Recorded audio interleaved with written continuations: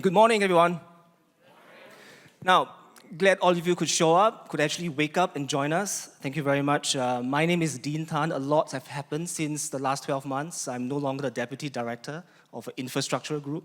I'm a Deputy Chief of Industry Development of Sport Singapore. Now, if you're wondering what we do, we are actually the government agency in Singapore that promotes sports in all angles, from mass participation to high performance. And my job today is to drive a conversation among the panelists. And if you look at us, if you take a step back and take a look at the panelists, we could actually give you a full stadium experience. What do I mean by that? Without the government, admittedly, there's no permit to do anything, right? Perhaps without the content platform by beIN, no one will be watching the sports. Without the payment platform, no one could buy the ticket to get in. And without the rights owners that we have here from Tennis Australia as well as LPGA, legally speaking, we could all be playing with stolen rackets, clubs, and stolen balls. So that's the reason why we are here to give you a full stadium experience. And with that in mind, please give some love to my panelists as we are here to talk about women's sport matters, and more importantly, what does that mean for all of us in APAC? Round of applause, please.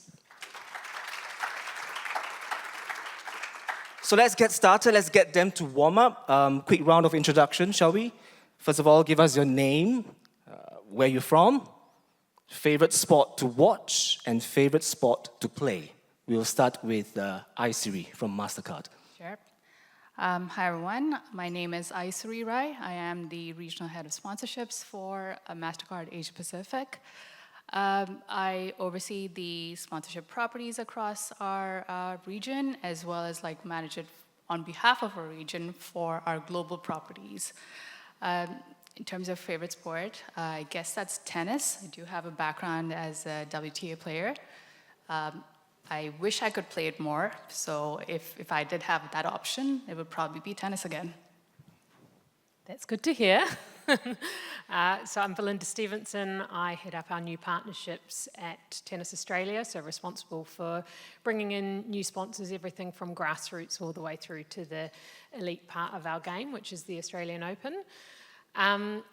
Favorite sport to watch? I mean, I have to stick with my roots, which is from New Zealand and rugby, but I have recently started playing pickleball, so that's going to be my favorite new one to play. So from tennis, pickleball. Yeah, exactly. Right, great. We're embracing the alternate forms. Hi everyone, my name is Mike Kerr. I'm the Managing Director of beIN Asia Pacific, part of the beIN Media Group, obviously a global broadcast name I hope you're all familiar with.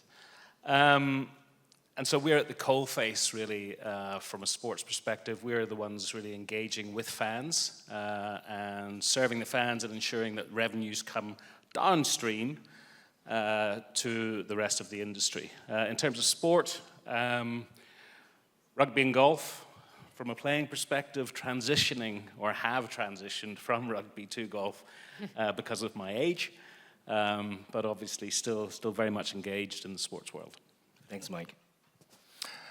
Good morning, everyone. I'm Chris Madsen, the Managing Director of the LPGA. We've recently set up our entity here in Singapore, based in the US, headquartered, and we have an office up in Seoul as well. It's a pleasure to be here, and thank you to Branded for having us. I'd say, not to follow everyone's, but rugby was always my sort of sport of choice growing up.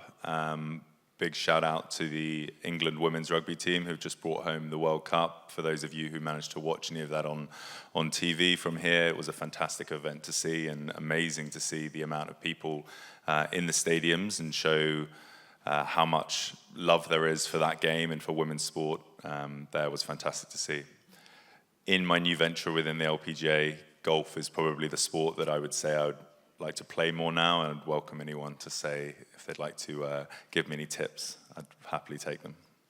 Well, I guess you get to tee off then. The LPGA has achieved remarkable prize money growth. If I'm not mistaken, from 57 million in 2019 to over 100 million today. Perhaps give us a bit more insights into it and give us some thoughts about what are the blueprints that other women's sports can possibly follow. Yeah, thanks, Dean.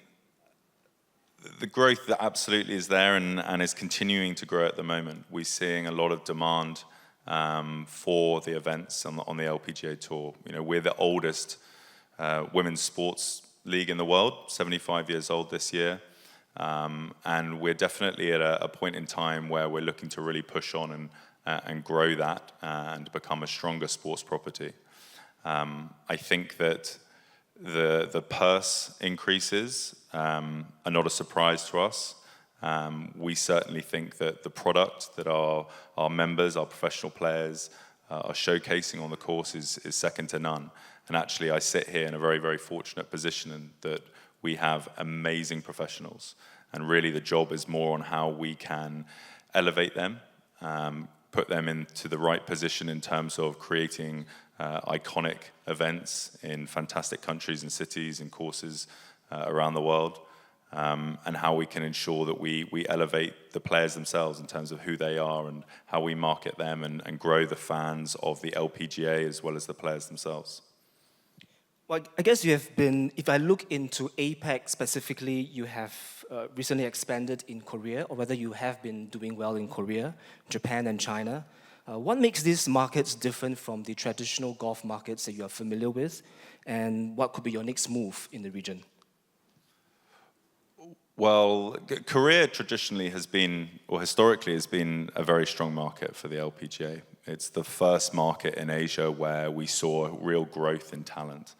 And again, I'd say I'd sit here, you know, working off the back of the fact that we have amazing talent that's come through from not just Korea now, but you know, you look at our talent that's coming through in Japan, the talent that we've seen in the last 10 years in Thailand and China as well.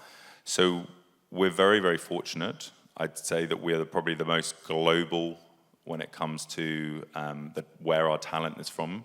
About 60% of our talent is from Asia, born in Asia, representing Asia. If you compare that to any other sports league in the world, any other team dynamic in the world, you know, I'd say that we're the most global when it comes to that. So those markets are very important. There's fantastic fandom there because of the national hero status that our members have created, and they'll continue to be. Well, I guess from golf, we move on to something bigger. The ball can only get bigger. So let's move on to tennis. Tennis Australia has achieved something quite remarkable, just like LPGA as well. The Australian Open arguably offers equal prize money and equal attention for women's and men's tennis. How has tennis played a role in driving gender equality in the sport? Tell us more about the fandom and attendance at AO. Give us some insights. Yeah, sure. I mean, I think, the equal prize money has been something I think that has driven equality in the sport, and it's been around for quite some time. So we've had that in place at the Australian Open for coming up 25 years. So introduced in 2001. So that obviously creates a great starting point for us, but we've also moved into creating innovative formats. So we've, 3 years ago, introduced a new competition called the United Cup, which is a team event. It's women and men playing on the same team, the top players from around the world for equal prize money, equal points. And that was really driven from an equality perspective in terms of the brand essence of that event. And then I think, from a fandom perspective, we do a lot around our event to attract new audiences, to bring in a female audience. That we've actually got 60% of attendees at the Australian Open that are females, but equally looking at how do we create an environment that is inclusive for all. So that goes beyond our women and girls strategy. That includes our First Nations pillar. It includes all abilities. It includes pride. We really have celebration for all communities, but for women particularly, and really engaging that next generation of fans. We've again created parts of our precinct that are dedicated to engage those audiences. So we created a space called Top Court, which was purely dedicated for Gen Z audiences, that teen audiences, and within that created a beauty and wellness pillar where we brought in Mecca, who is a big Australian cosmetics company, and creating, again, a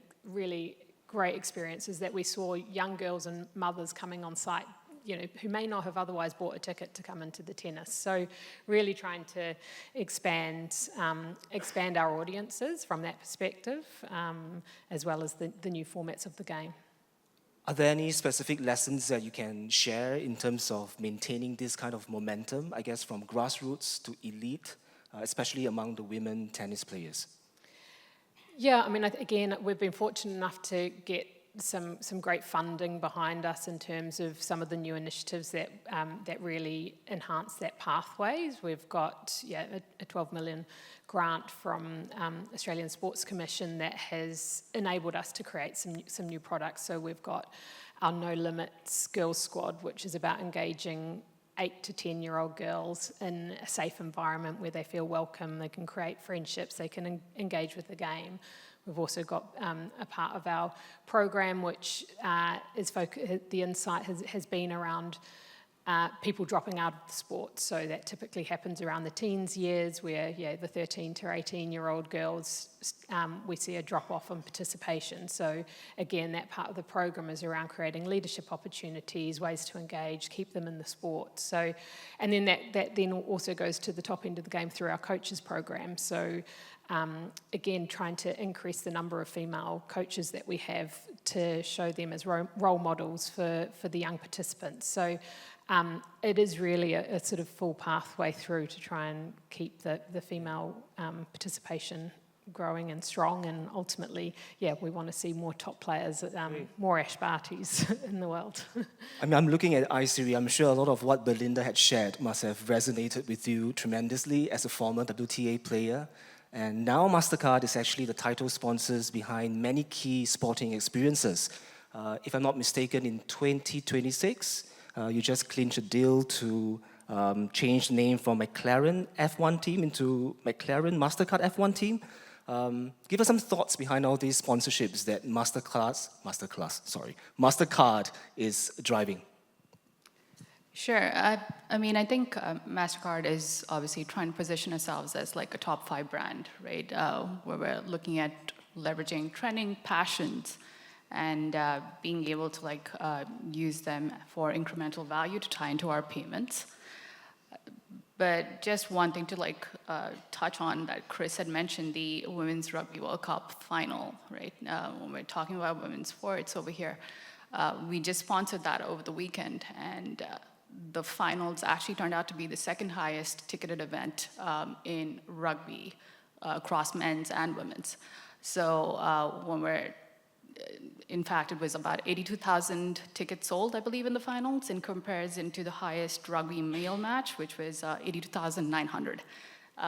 So when we're talking about numbers and metrics and the commercial attractiveness of women's sports versus men's sports, I think these are the numbers that do the talking. And it justifies sort of our decision making, because I'm going to steal something from Belinda's talking points as well, where, with our Australian Open sponsorships, we've seen numbers about 29% of the female audience comes from China, 17% from India, so really big numbers in terms of viewership from female audience members. And it sort of makes us realize that tennis is a very strong property for us to invest in for the women's side, which is why we kind of take the decision to look at a Billie Jean King Cup, which we also sort of partnered with for the first time and activated just about 2 weeks ago. So these are the sort of metrics that really drive our decision making, and tie into sort of how we can leverage more payments, tie into our transactions, increase acquisition as well for our brand. Do you see some of these numbers differ drastically between regions, Asia, Middle East, and Europe? Yeah, I mean, in AP, we're still in growth mode when it comes to digital payments. So when we look at properties, obviously there is a need for us to see, okay, does this kind of add to the incremental usage that we can derive with, co-brands, with being able to increase our transaction volume? All of that stuff. But at the end of the day, it is also sort of down to where do we get the most brand lift as well, which is a huge part of it. I think just this morning, for those of you who were with the Wasserman, the collective breakfast meeting earlier, they shared to me, quite an important statistics that women are involved with key family financial decisions. I think the stats shows about more than 90% of key financial decisions within the family is made by the women.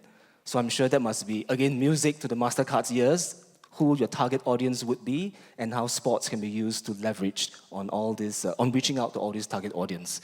So I've put Mike at last, putting you last for a good reason. As a content platform, I'm sure you have a unique insight into the viewing patterns, the consumption patterns across APAC. So perhaps let's start with the first question. How do women's sport audience behave differently in markets like Singapore, Hong Kong, Australia, and as we compare them with more traditional and mature sport markets? I'll just read off one stat that I also took out from the collective research. 94% of Singapore women felt that sport brands don't understand them.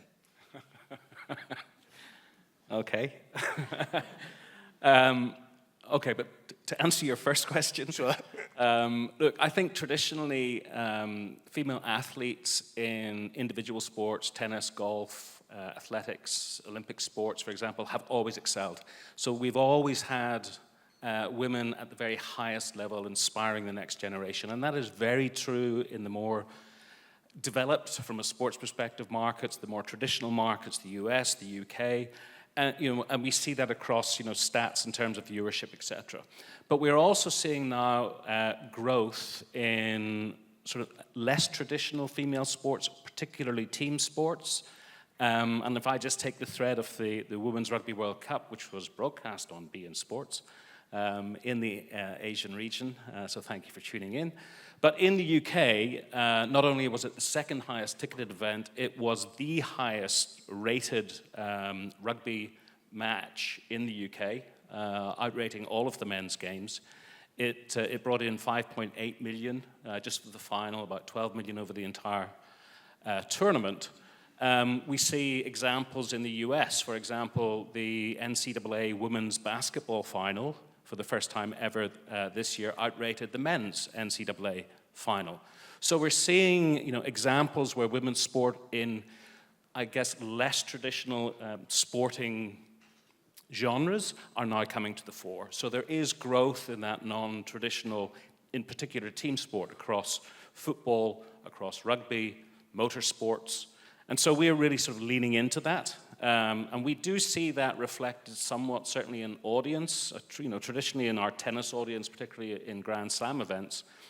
Obviously, there's men and women playing on the same at the same venue, and so we do see a heavy skew towards women in terms of viewership. We're now seeing that also in Formula One, and again, we're helping to promote that. The F1 Academy, the all-women series. Last year, we really got behind Filipina Bianca Bustamante. We had a production crew here in Singapore. I think she was on the stage here at Sports Matters, or All That Matters, last year. Unfortunately, she's no longer in the academy. We're now focused on a young girl from Singapore, Kerr, 14 years old. She's driving for F4 and hopes to be in the F1 academy whenever she's old enough. But we do see all of these examples of athletes coming through, interest from a woman's or a female sports perspective, and it's growing, and there is momentum, and really I think it's that momentum that matters. And Jasper, you can have that one for free. And so we're not just doing that from a broadcast perspective. It very much we see that our female audience are more passionately engaged from a digital and social perspective. They are more engaged when they see inspirational athletes, female athletes. So again, we're talking about the stories of those female athletes, promoting those female athletes, getting the message out to the audience. But we really are at a nascent stage in Asia. It is about growth, and it's about investment, strategic investment, and it's about ensuring that we have decision makers throughout the value chain to ensure that in the long term, we can have a sustainable women's sports ecosystem. I guess it's fair to say that there are obvious APAC advantages that we can see. I mean, be it the high income per capita, we have good examples of female corporate leadership, two of them present on the stage today. Pretty good, from a government perspective, pretty good public-private partnership as well, which gave us quite a lot of sporting contents in this region. I'm looking at the successful models, Tennis Australia's inclusive programming, LPGA's Asia expansion, MasterCard's ROI strategies, your beIN's content strategies. I'm going to pose this tough question, right? What would a perfect APAC women's sport ecosystem look like in 2030, 5 years down the road? So we pay attention to APAC, we pay attention to women's ecosystem. What would success in 2030 look like? Would we welcome, for example, a WNBA, game in the region? Perhaps. I don't know. Would that be a good definition of what success would look like? Anyone can start. Well, let me start from a broadcast perspective. I think the first thing that we need is parity in terms of exposure for women's sports, and again we're leaning into that. We've just finished the Women's Rugby World Cup. We're now broadcasting Women's Super League, the WSL, the Women's UEFA Champions League. So we're making that investment, that strategic investment right now. There is no real return on that we can see, but we do believe that in time we will get that return. I think, as I mentioned, you also need decision makers throughout the value chain. We now have an internal program called beIN, Be Inspired, which again is focused on putting women into leadership roles and ensuring that we are promoting women within our own company. So again, you need the exposure, you need the structure and the systems. That structure is also required from an investment government perspective, from a sports body perspective, to ensure that they are engaged, they have those decision makers in place, that the investments are strategically made now so that we can capitalize on the momentum and the growth that we see today. Yeah, I'll just add, I think it's a little bit around the storytelling moments that you're talking about. Like we've, from a commercial perspective, but just even from a participation perspective as well, we've seen the impact that successful female players are having. So, you see players such as Qinwen Zhang who have actually, created a whole new fan amount of people coming through who are now picking up a racket in China and broader Asia, right? And that happens again in Australia, where we've got where we're shining lights on those storytelling moments, getting the profiles of those people, of those successful female athletes, and putting them, on broadcast and making sort of household names of them. So I think that's an incredibly important part of the success of the sport moving forward as well. Yeah, I mean, if I can just add that, all of these advantages that we just talked about are great, and I think they should actually incentivize more sponsors also to sort of like see it as, okay, strong potential for women's sports and intentionally pursue women's sports, right? Not just see them as like an add-on category that comes with their men's sports investments. Because at the end of the day, I think in AP markets, we do see that women's sports are less well covered as well. So, when we talk about, okay, it's great, it's going up, it's moving in the right direction, there's still an argument that there's a long way to go to prove that there's a market for capitalism in women's sports till the sponsors kind of come in intentionally. Thanks. Yeah, I'm just building off what the guys have said there. I think the old adage, if you build it, they'll come. And, the data that we've seen on a number of things that have already been spoken about just today shows that that's not false. It is not a pity play. These are genuine opportunities for us to build fantastic sports properties, sports leagues, teams, individual opportunities, where women are going to be able to have the platform that they deserve. Fans are going to be able to have the opportunity to follow them. Brands are going to be able to see the value and be involved in that. And using the the Wasserman breakfast this morning, you know, it's a collective. It's about all of us looking at that opportunity and making sure that we invest now to ensure that the talent pipeline is there, that opportunity for talent to come through, that fans are given the opportunity to be able to see and experience the events live and see the events through TV and online, and for brands to be able to kind of help to accelerate that. I think that it's a collective effort, and as I say, I don't think of it as anything else apart from huge return for everybody in the future, but it's about that investment now.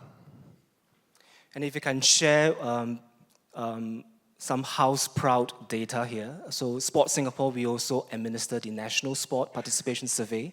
We should do so once every year, targeting about 2,000 to 2,500 respondents in Singapore. Proud to share that we have regular participation by life stages between male and female, and they are all relatively the same. And if I need to be picky here, the age group between 20 to 39, that's where we see a little bit more participation among the men than the women, but it's not a lot. I think that gives us very good grounding that whether it's about watching, playing sports, Singapore remains a viable lifestyle hub where brands can be launched, major events can be hosted. So before we end, give us one specific action that anyone in this room can take in the next 30 days to advance the women's sport in APAC. I'm going to start with Chris. Watch it more. Sure.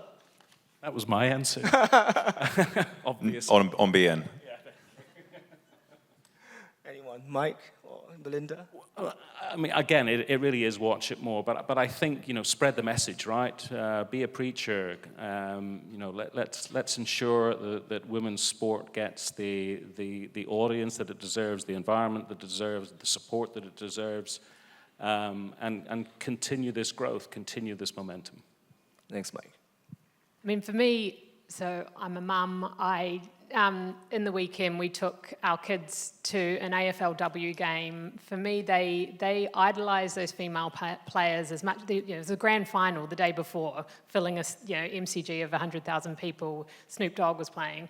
That didn't happen at the AFLW game on the Sunday, but they had their signs. They knew all the top players there. They watched an amazing comeback of St Kilda being down 30 points and coming up to win. They had the time of their life, and for me, I think that's quite generational shift from certainly me being as a child exposed to female sport in that way. So if I was to say, one thing is to take your kids to a female sports game, because honestly they don't see the difference between male and female. So.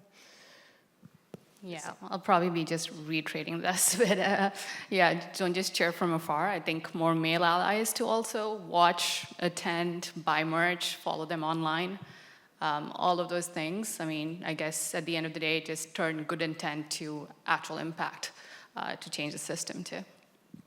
Well, I hope that in the last 29 minutes and counting, we have in our own ways contribute to the advancements of women's sport in APAC. Would you now please join me and thank our amazing panelists?